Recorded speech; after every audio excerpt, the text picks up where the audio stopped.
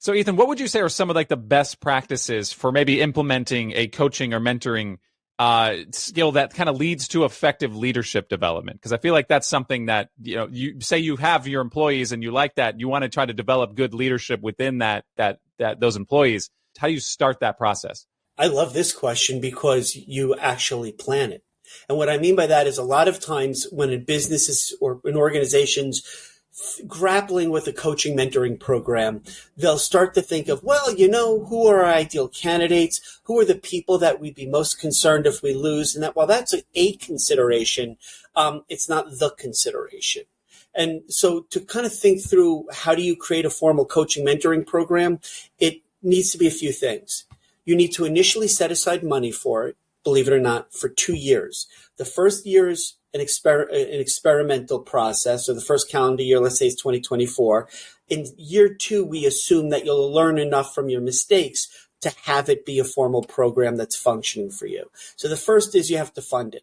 The second is you want a coaching mentoring team in place to put it together. So 2 thoughts.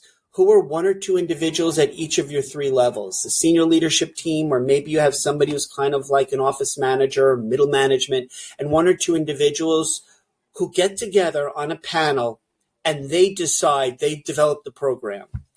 Coaching and mentoring, and I'll add a third piece, sponsorship.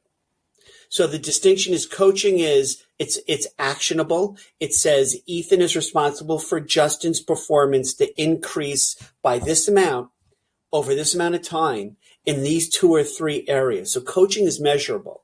If let's say, Justin, you're my coach, you are equally responsible for working with me to achieve measurable outputs. Mentoring is advice and counsel. It's putting your proverbial arm around somebody and saying, I have all of this experience and tenure.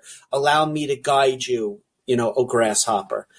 Sponsorship is a little bit different. Sponsorship is Justin saying, as a senior leader of the team, I'm going to throw my hat in the ring and say in the next 6 months, once Ethan successfully completes this coaching mentoring program, he will be considered for, and you have a tangible position that you're moving me into.